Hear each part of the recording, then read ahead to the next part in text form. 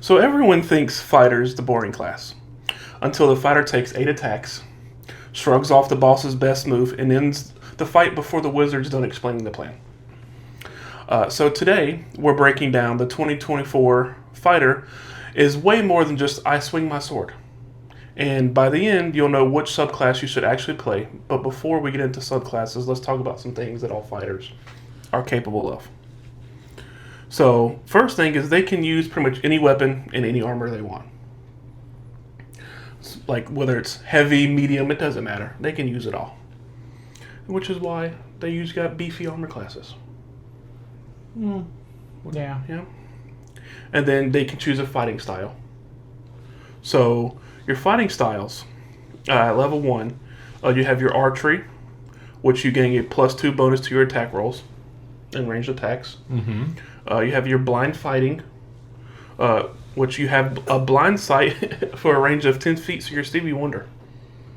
I don't think he fought very much. Well, we don't know.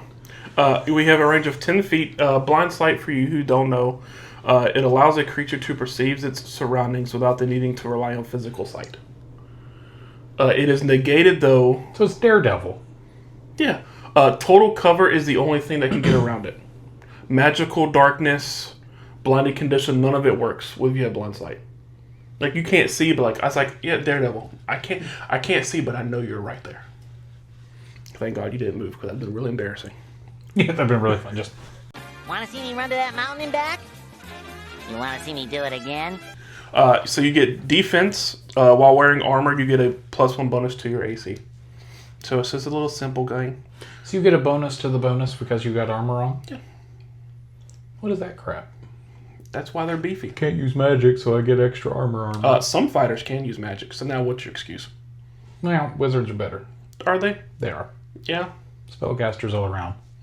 Pick up that rock. Spellcast squad. Martial squad.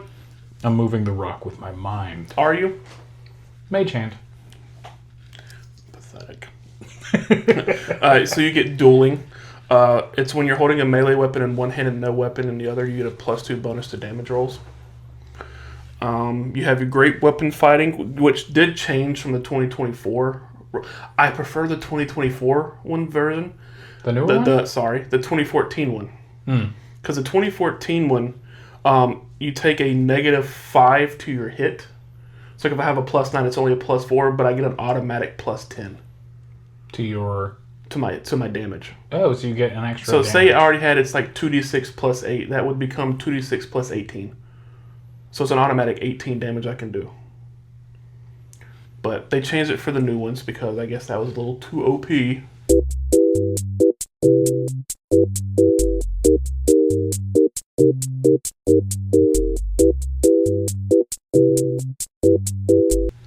So the new one is if you're holding a weapon, you attack it with 2 hands. You have to have 2 hands on the weapon, and the weapon has to have 2-handed, or it has to have the versatile property.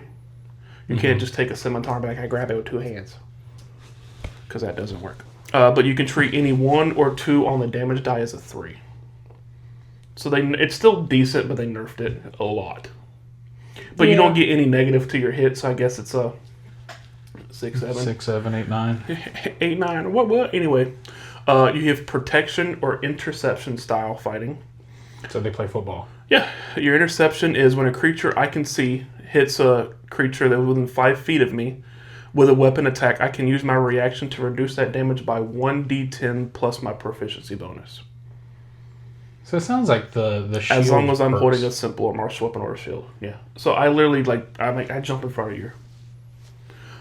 Protection is when a creature attacks someone within 5 feet of me, I can use my reaction to block with my shield. And that attack then has disadvantage, and attacks against that ally have disadvantage until my next turn. Oh, nice. So you basically just full shield cover. So basically, it's like the wizard's thinking he's a fighter. You're like, okay. You have your thrown weapon fighting. When you hit it with a ranged attack using a weapon that has the thrown property, you gain a +2 bonus to damage roll. So this is if it has the thrown property? Mm-hmm. So if the fighter decides he wants to pull out a spear. dagger. Or a javelin. Usually I think they have javelins.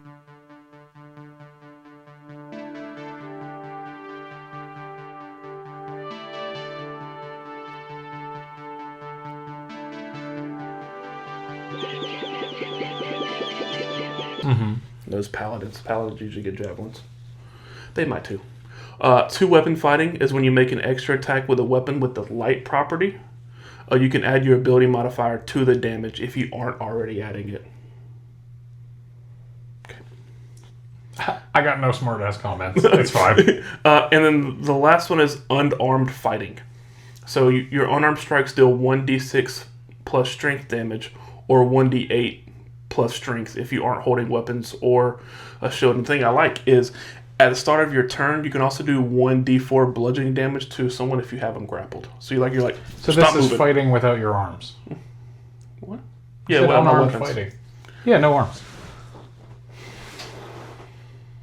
Unarmed. But dumb. Come on, then. What? How about you?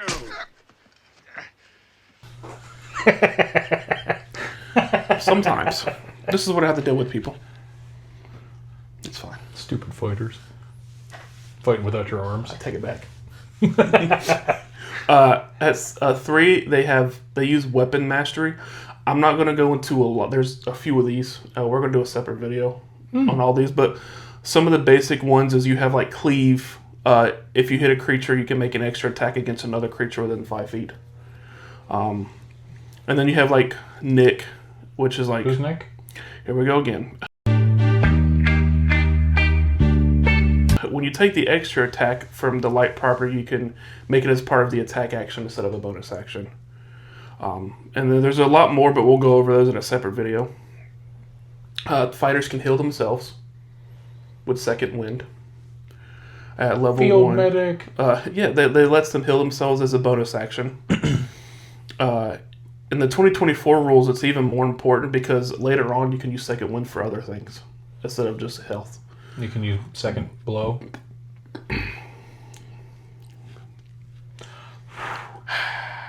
Yeah, like Second that. Wind is good for staying alive without having to rely on the cleric, surviving duels, bouncing back after a hit. It just gives the fighter a useful bonus that they can do. At level 2, they get Action Surge, which means they can. It's one of the best classes It's one of the best class features for the fighter. Lets you take an additional action after my turn. So I cast Action Surge and I have a whole, whether I can use a whole separate action and a bonus action. Which is neat for like, I can make another attack, I can Second Wind, and then I can disengage or dash if I need to get out of the way of something. Fireball. Yeah. Or if like I'm an Eldritch Knight, I can cast a spell instead. So I can hit you with my sword and then I almost called it the wrong thing. Action Surge, and then cast a spell on you. I cast a spell on you. Now you're mine. Anyway, outside of combat, they get Tactical Mind. At level 2, Tactical Mind lets the fighter use the Second Wind to add a D10 to a failed ability check. If that check still fails, the Second Wind is not used. So like if I'm trying to pick a lock and I miss, I can be like, well, I'm going to use my Second Wind. I'm going to take my Tactical Mind where I'm like... Frustrated mind. That's what it is. It's like... Yeah. They get more attacks than I think any other subclass. So... Yeah, that's all they're good for. At level... Okay. At level 1 through, 5, you get your 1 swing. At level 5, you get 2 attacks. At level 11, you get 3 attacks. And at level 20, you get 4 attacks. So I'm just going to punch you. So I can keep up with the rogue. Not the rogue. The monk. Yeah, but you gotta be max level. I mean... Yeah, that's true. You pushing it. Yeah, but I'm going to do more damage. This is why, like, campaigns never really reach level 20. Like, it's very few and far between. Because the fighting, not just for the fighter, but anybody in general, once you hit level 20, becomes so OP. I'm a god. That, calm down. Like, you punch and kick really hard. About it. Yeah. Yeah. Oh, look, I'm healed. That's a fighter. Yeah. Second Wind. It's okay. You have your books. You know what, stay up there, be a meat shield, and just keep them occupied while I blast things from a distance. Yeah. Mm-hmm. Until you need a nap, and then what? I can keep going. I'm Captain America. I can do this all day. just don't know when to give up, do you? I can do this all day. Stay down. Final warning.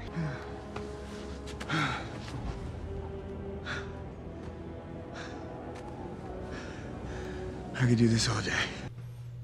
Well, You're going to need to take a little nappy nap. well, my mind gets tired from supporting a fighter. No, yeah. All that support you're doing. Be gone with you. Misty Step. At level 5, they get something called Tactical Shift. It also lets you use your second wind to move. When you use second wind, you can move half of your speed without provoking opportunity attacks. So I can heal myself, and I can be like, I'm gonna go this way. Owie. I need to run. They get feats or ability score improvements out the wazoo. So you can take a feat or an ability score at level 4, 6, 8, 12, 14, 16, and 19. They need all the help they can get. Yeah, okay. So you can build around Great Weapon Master, Polearm Mastery, Sealed Mastery, Sentinel, Mage Slayer. Keep talking. Sharpshooter, Dual Wielder, Tough, Heavy Armor Mastery. You got something slick to say. I was thinking about something. Yeah, of course you can. Level 9, they get something called Indomitable. It's 2024. Feature a snowman. Yeah, that's abominable. You know I'm not good at my Abdominal? words. See, now you're making me look stupid. I'm Go the ahead. abdominal snowman. ahead, He's put got that- a six-pack. Go ahead, put the thing up again.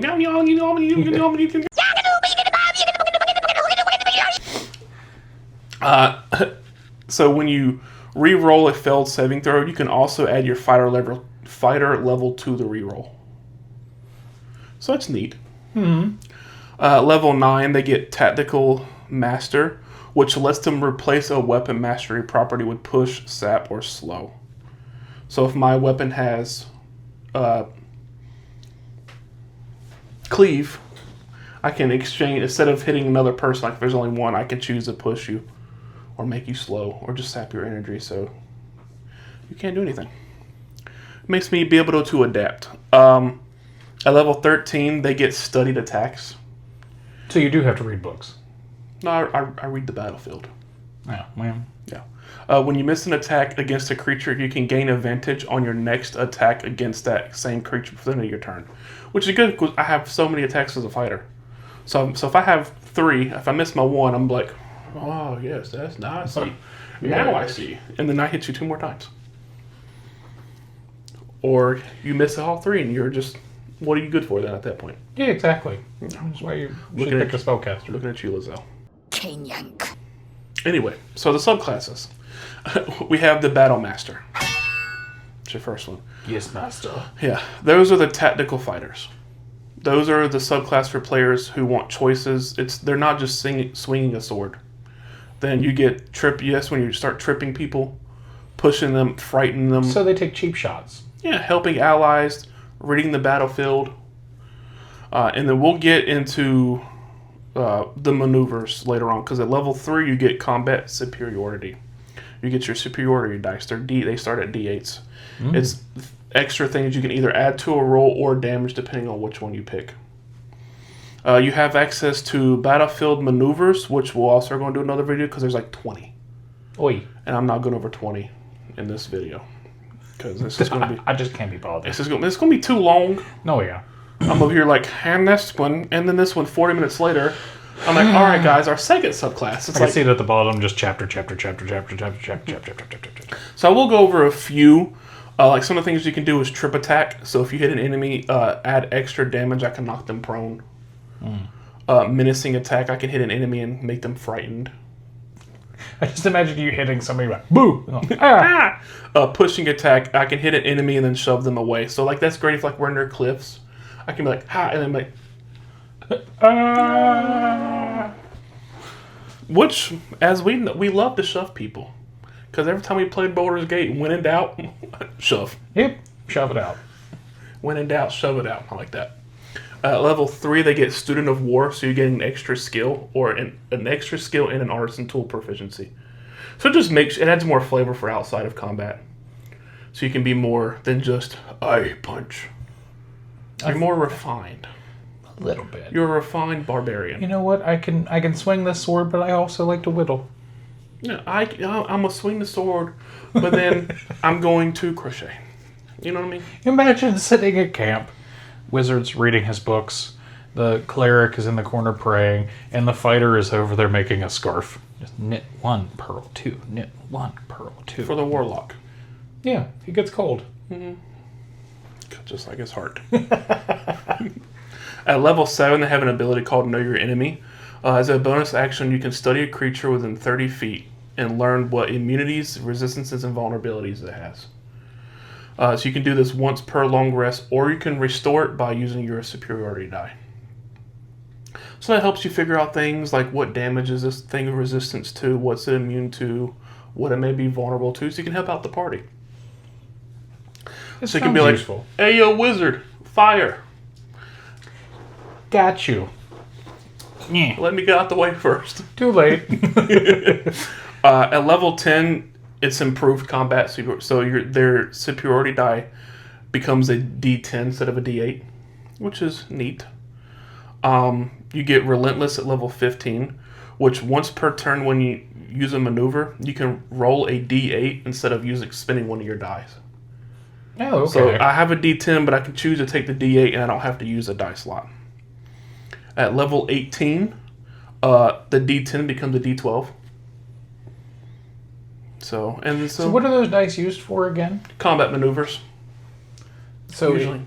So we'll get into the combat maneuvers. Yeah, we'll do another video. But Okay. yeah, it's like there's like a one called bait and switch to where it's like if the warlock is in front say I'm behind the warlock and the big bag's there, I can like bait and switch us. Okay. And that means then I draw aggro. So I move you out the way, and then if they attack anything other than me, they get disadvantage. Oh, nice. Okay. So I'm like, what are you doing? just get set down. Like, what's going on here? But Misty step. that's the battle master. So those are good for like players who wants to play like a battlefield commander, a veteran soldier, a knight captain, gladiator duelist, things like that. Mercenary leader, or a war college graduate. They're educated.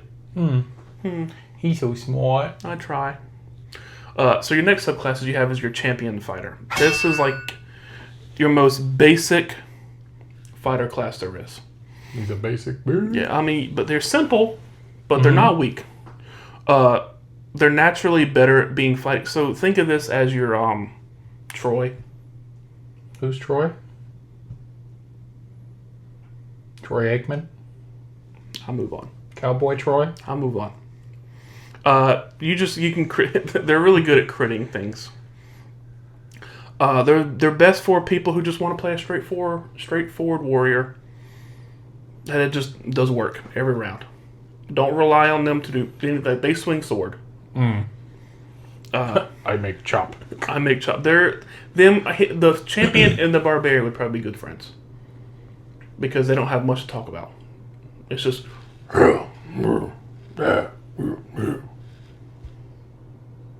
I got nothing. You did all the work for me on that one. At level 3, they get improved crit, which means they can crit on a 19 instead of just a 20. That's useful. Yeah. So they just crit more often. They get multiple attacks, and so it's just you're more likely to crit. So it's pretty much a straight combat. They're like, I am good at this one thing. I've spent my life fighting. And I will continue to do it. And I will continue to do that until I die. At level 3, they have something called Remarkable Athlete. You become better at physical performances. That helps you with things like initiative, athletics, jumping, climbing. You get advantage. Olympian. You get advantage on initiative checks, and then like on some of my like strength type things, I can have advantage on. It's like if I'm jumping this gap, I can get the advantage on it. It's also when you score a crit, I can move without provoking an opportunity attack. So if I hit you crit while you're dazed and confused, I'm like, I'm going after this guy while you recover. I'm coming after you. It sounds useful.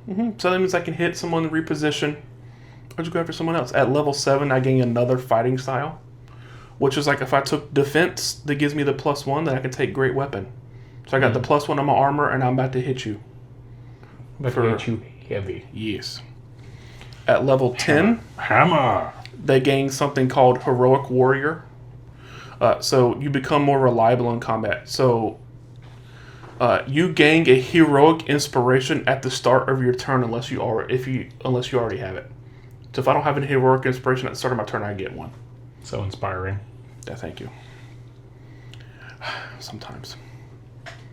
At level 15, I get superior critical, which means I can now crit at 18, 19, or 20. Nice. So I'm about to be critting all over your face. What did he say? How you doing? I'm in danger.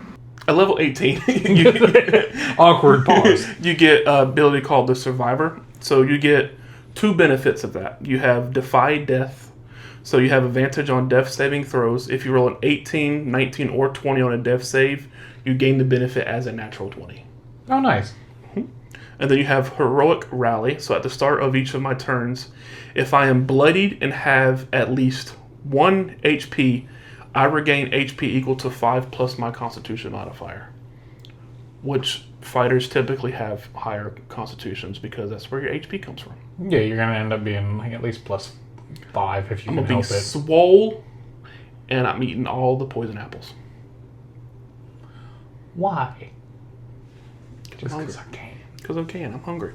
So so those are good for your fighters or your people that just want a simple but powerful warrior. You don't need to track maneuvers, spells, psionic die. You just keep fighting and keep fighting. So it sounds like a very good first introduction to D&D class. Like somebody who's like, I just want to be able to swing a sword and maybe roleplay some. Yeah, a champion would be your way to Champion go. fighter. Those are good for gladiators, like arena-style champions, knights. Like a barbarian-style warrior, just without the rage mechanic. Or a soldier who just relies on pure talent. I'm just that good. I'm just that good. Your next is your Eldritch Knight fighter. These are neat. I've played one of those before. They're fun. So this is your weapon-focused fighter, but now you can add wizard magic to your fighting style. So I also read books. I read books and swing sword. This subclass is for players who swing swords, wear armor, and cast spells, protect themselves in magic, and eventually blend attacks and spellcasting together. So I'm punch you with my sword and fireball. I'm going to punch you with a sword? I have it in my hand. I'm like, fire. Because the blade is not good enough. So this is best for people who want to play a magical knight, a spell blade, a Witcher-style monster hunter, kind of. That's neat. Or teleporting swordsman. Because that's not terrifying. So level 3, they gain spellcasting. You gain wizard spellcastings. You're not a full wizard, so you're not over here just robing it up, reading books. You get armor. But you do get 2 wizard cantrips, and you can pair up to 3 level 1 wizard spells. So some good spells, like if you want to go defensive, you can do shield, absorb elements, protection style like magic. If you want to go more utility, you can do detect magic, disguise self, feather fall, or find familiar if it's allowed. You can go your more damage or control spells that would be good. You could do like thunder wave, burning hands, magic missiles. I was thinking of thunder wave. I was like, wait, what's that one spell? Or was it the one where you can actually use it as a melee attack? Booming blade? Booming blade, that's what it is. Because whenever I would build like an Eldritch Knight, I always like to have that like in my roleplay mind of like enveloping the sword in the magic. Like that's why he learned magic, was to boost that like martial abilities.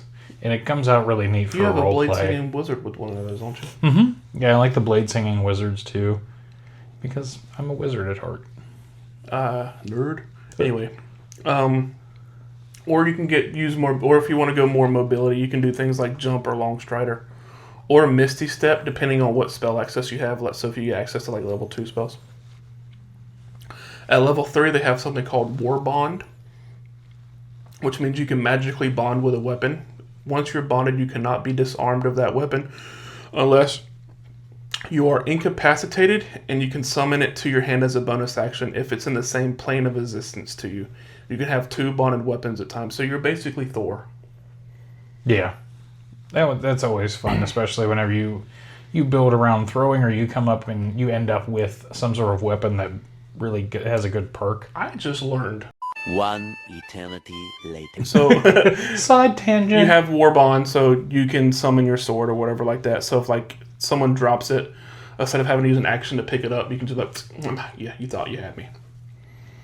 At level 7, they get War Magic. If you take the attack action, you can replace one of your attacks with a wizard cantrip.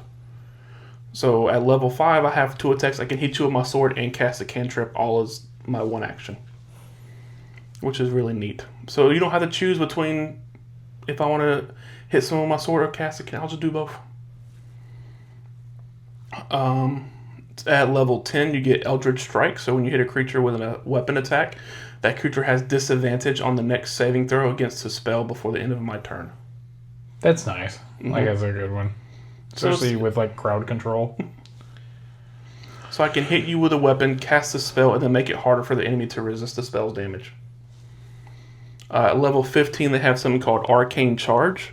It's when you use Action Surge, I can teleport 30 feet to an unoccupied space I can see. I can teleport before or after the additional attack. So I can hit you, teleport behind you, and hit you again from back. Hit it from the front and hit it from the back. Hit it from the front, hit it from back. So that's good for closing gaps or escaping danger or whatever like that. Level 18, they have Improved War Magic. When you take the attack action, you can replace 2 of your attacks with a level 1 or level 2 wizard spell that has a casting time of an action. So at that point, you're truly mixing my weapon and magic. Mm-hmm. So I don't have to pick between a spell anymore. I can hit this with sword and level 1 or 2 spell. It is really cool that combination. And it's nice that they actually built a subclass around that mentality, because personally I really like, between the Eldritch Knight or the Blade Singing Wizard, that combination of martial and magic is really cool. So that's like, you're not a full wizard, you're just a fighter who uses magic. So you're an arcane knight, and it's just a magical bodyguard, or you can be flavored as a cursed swordsman. Mm-hmm. I think it's neat. And then your last one is your Psi Warrior. Sigh. So your psychic, they're the psychic telepathic fighter. They're basically a Jedi Knight. Hello there. Explain. Okay, I will. The subclass uses mental power to hit harder, protect allies, move objects, leap through air, shove enemies, and resist mind effects with powerful Kinetic. Yep, thank you. We For finished each telepathic. other's sentences. So those they're just good for protecting allies, strong mobility, battlefield control. It's like a magic-like abilities without the normal spellcasting component. Mm-hmm. So it's like those are for players who want to fire with mysterious mental powers, force pushes, psychic shields, things like that. So at level 3, you get psionic power. You gain psionic energy dice. These dice power your psychic abilities. You have 3 main options. You have protective field, which when you or a nearby ally takes damage, you can use your reaction to reduce the damage by rolling a psionic energy die and adding your intelligence modifier. So you have to be intelligent along with this. So you're putting it into strength and intelligence in this kind of a build. So that's like saving the ally for going down, reducing a big hit, protecting your wizard, soften a boss's damage this night. You got Psionic Strike. When you hit with a weapon attack, you can add extra force damage. Force damage is good because not many enemies are resistant to it. Yeah, that's kind of the all-around. This makes your hits feel supernatural, like your weapon is backed by an invisible psychic force. Dun dun. Dun dun dun dun. That's SVU. That's Law and Order. That's just the first thing that popped into my head. You have telekinetic movement, so you can move an object or willing creature with your mind. So it is Jedi. Yeah, literally. I can pull an ally out of danger. I can move someone across a gap, lift an object, grab something from a distance. So it's like my force pull. It's my force magic. You can tell the clones these are not the droids you're looking for. These are not the droids. All right, move along. Move along. At level 7, they have telekinetic adapt. Your psychic power is improved. You gain 2 major options here. You can get your Psi powered leap. So as a bonus action, you gain the flying speed for the turn. So that lets you do things like leap over enemies, close gaps, reach flying creatures. So if a creature's flying, you're like, come back here. Get to the high ground. I have the high ground, Anakin. It's over, Anakin! I have the high ground! No. It's not a permanent flight, but it's good for extra movement. Or you can do telekinetic thrust. Oh boy. Oh boy. When you damage a target with psionic strike, you can force a strength save. On a failed save, I can push the target or knock it prone. So that's like the force shove. I can hit you with my sword and be like, Fos Rada. So yeah, your thrust, I can push people. At level 10, you gain guarded mind. So I gain resistance to psychic damage, and I can spend a psionic energy die to end the charmed or frightened condition on myself. So you'd be able to break that hold on yourself. That's cool. This matters because fighters hate losing control of themselves. No, they have And control the issues. party doesn't like it when the fighters lose control because you can usually smack people. Well, yeah. As we learned on the War Baldur's Gate. So when I was playing a bard. In my half work. Yeah. Scary. So yeah, they can end the chart in fighter. So this is nice because I can like, oh, you're charmed. I'm like, no, I'm not. The spell is just called nuh-uh. Nope. At level 15, you have Bulwark of Force. As a bonus action, I can choose myself or nearby allies and give them half cover for 1 minute. So half cover means better defenses, usually improving AC and dexterity saves. I can use it once for free, and then I can spend a psionic energy dice and use it again. Nice. Level 18, you get Telekinetic Master. You gain telekinesis. You can cast it without components, and while concentrating on it, you can still make weapon attacks as a bonus action. So can you do the Mace Windu, like his lightsaber just like spinning around him as he like ducks down? It's like... If your DM allows it. Do you know of what I speak? I've seen the Star Wars movies. Do you know of what I speak? That was your toe. That was. I don't think so. Maybe. You've never seen... It's a neat scene. We'll have to watch it. Anyway, don't stop distracting me. So this makes you the full master of the Force moment. I can restrain enemies, move enemies around, move objects, control the battlefield, protect allies. So it's just nice. So it's for someone who wants to be a martial character with a supernatural powers. You're not a spellcaster in the normal sense. You're a fighter whose mind is the weapon. So if you want to play a Jedi fighter, this is your thing. Or if you want to be a Shadow Kai assassin. But yeah, this is nice. So, like a brief rundown, you're Battle Master. The best at tactics, control, teamwork, maneuvers. Play this if you want the smartest and most tactical fighter. Champions are just simplicity, crits, durability, and reliability. This is if you want a straightforward fighter who just works. Your Eldritch Knight is if you want some magic in there with some defense and utility. If you want a fighter who mixes weapon and magics together, go with your Eldritch Knight. Or go with your Psi Warrior. If you want telekinesis, force damage, protection, movement. If you want to be a Jedi. So that's the 2024 fighter. And honestly, now the fighter is not a boring class. It's the class for players who want to master weapons, control the battlefield, survive impossible fights, and build almost any kind of warrior fantasy they want. You can be a tactical commander, an unstoppable gladiator, an armed spellblade, or a telekinetic menace.